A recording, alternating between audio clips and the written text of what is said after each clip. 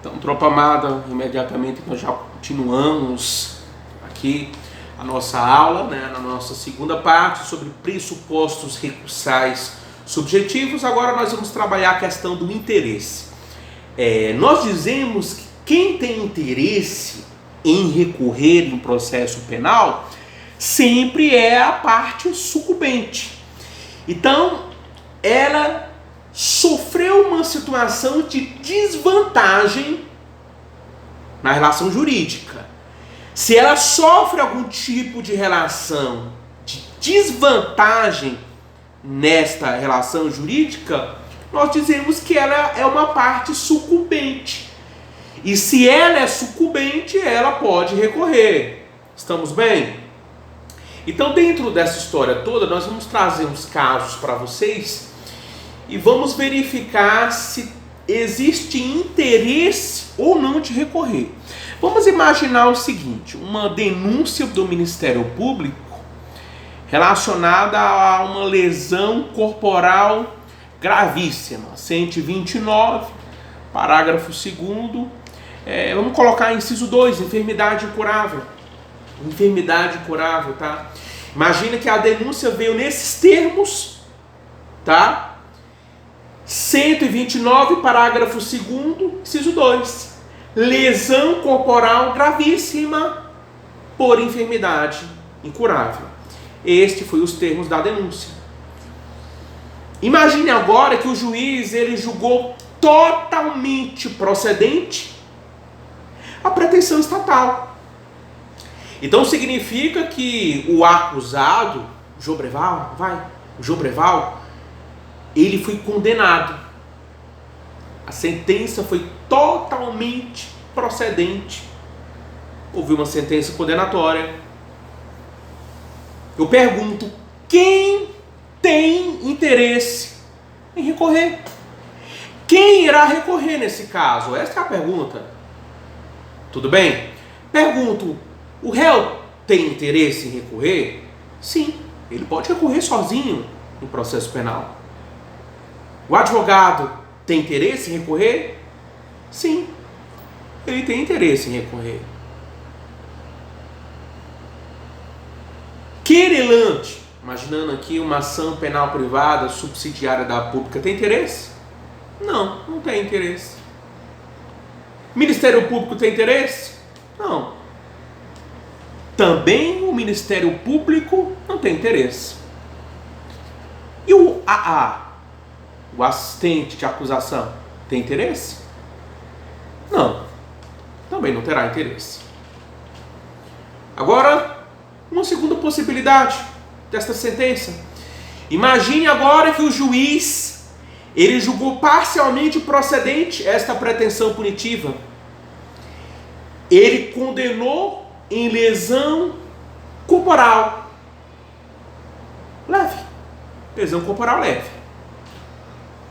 A pretensão estatal foi parcialmente julgada procedente. Pergunto, quem tem interesse em recorrer? Primeiro, o réu tem interesse em recorrer? Sim. Ele é parte sucumbente, ele pode recorrer no sentido de ser absolvido. Por exemplo,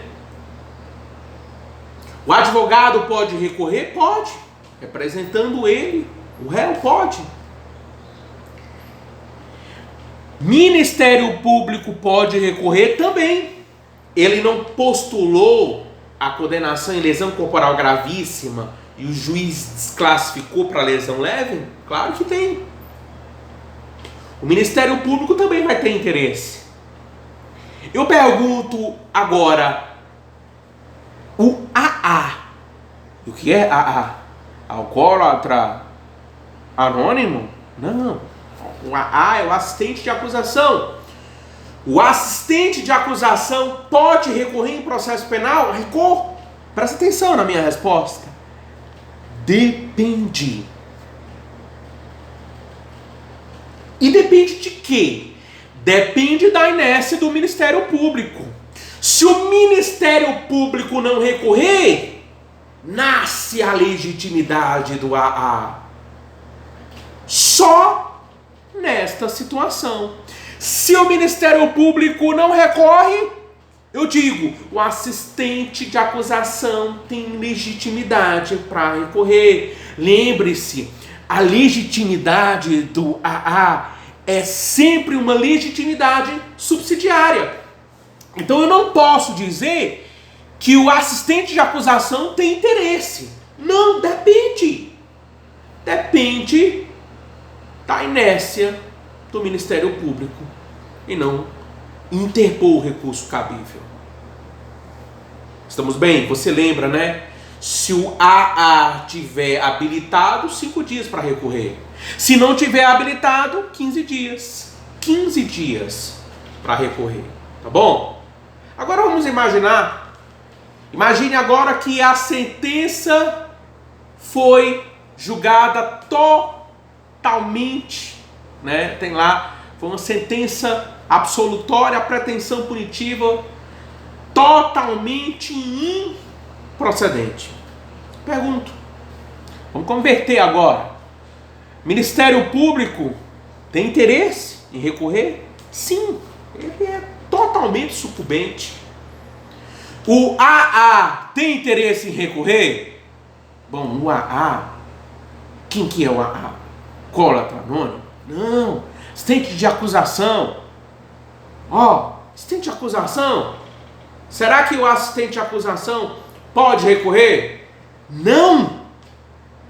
Ele só vai recorrer em caso de inércia do membro do Ministério Público. Sempre a resposta é depende. Depende de quê? Da inércia do membro do Ministério Público. Cuidado com isso, com prova. Cuidado com prova. Estamos bem? Estamos bem? Ótimo. Pergunto. O réu tem interesse em recorrer? O advogado tem interesse em recorrer? E olha a resposta agora. Depende. Como é a história? Sim, depende. Porque às vezes o réu vai ser sucumbente. Vai acabar sendo sucumbente, a depender do fundamento da sentença absolutória. Imagina que o juiz, ele fundamentou a sentença absolutória com base na existência do indúbio pro réu. Não existe prova suficiente para poder condenar. Vamos dizer agora que o réu, ele diz: eu sou totalmente inocente. Aí ele recorre. Olha, existe prova que eu não sou o réu. E ele vai mostrar para o tribunal. Esta prova, essa, aquela outra, aquela testemunha lá. Todas essas provas demonstram que eu não sou o autor do crime. E qual que é o interesse do réu, hein? Qual que é o interesse do réu nessa história toda? Qual que é o interesse dele? O interesse dele é evitar uma futura ação civil que postule indenização contra a sua pessoa. Porque se o tribunal conseguir mudar o fundamento, se o tribunal disser assim, é verdade, existe prova que o acusado não é o autor. Este fundamento faz coisa julgada nocível.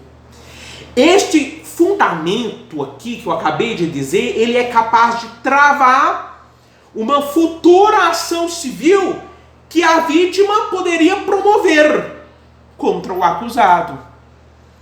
Então, a mudança de fundamento trava a ação civil futuramente proposta, ou que está em andamento, suspensa, por exemplo. Estamos bem? Então, há sucumbência? Sim. Há uma situação desfavorável, neste caso, para o acusado. Então, cuidado com a seguinte informação. Em caso de sentença absolutória, o réu pode recorrer? Pode. Nessas situações que eu acabei de falar para você. Pode no sentido de é possível. Estamos bem?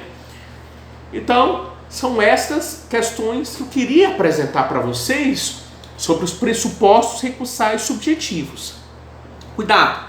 Nós temos algumas doutrinas que diz quando o tribunal ou o juiz extingue o recurso por falta de pressuposto recursal, é um caso de extinção anômala do recurso. Se o tribunal ele extingue por conta do mérito, que foi procedente ou que foi improcedente, a extinção é uma extinção por via normal. Tudo bem? Então, cuidado com esses termos que são trazidos também pela doutrina. Eu espero ter ajudado vocês nestas questões que foram suscitadas no dia de hoje, tá? Cuidado, mais um detalhe quanto ao assistente de acusação. O assistente de acusação, segundo aqui uma súmula do Supremo Tribunal Federal, ele diz aqui assim, ó, 210. O assistente do Ministério Público pode recorrer, inclusive extraordinariamente, na ação penal, nos casos do artigo 584, parágrafo 1º, e 598 do CPP. Está afirmando aqui a legitimidade recursal do Ministério Público.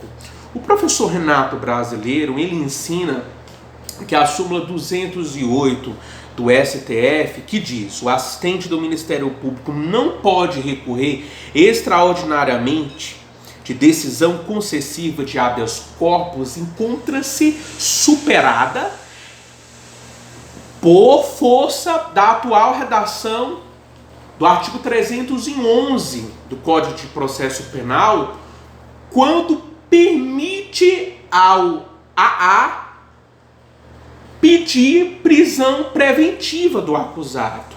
Aí ele faz a seguinte interpretação: se cabe ao AA pedir a prisão preventiva do acusado, é possível também ao AA recorrer de uma decisão que concede habeas corpus em favor do acusado.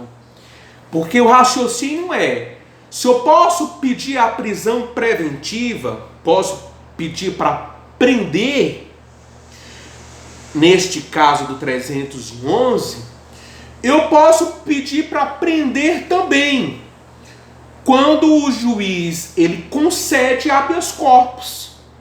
Entendeu? Então, prender. Este é o raciocínio trazido pelo professor Renato Brasileiro. Agora, cuidado com isso em prova, tá? Como esta súmula 208 do Supremo Tribunal Federal, ela não foi revogada, o que acontece hoje é que eles pegam esta súmula e perguntam nas provas objetivas. Então, para efeito de prova objetiva, tá valendo. Prova subjetiva, você pode e você deve trazer esta posição do respeitável professor Renato Brasileiro. Estamos bem? Que é a grande figura hoje nossa do processo penal brasileiro. Estamos bem, senhores? Espero que todos tenham gostado da aula. Deus seja louvado!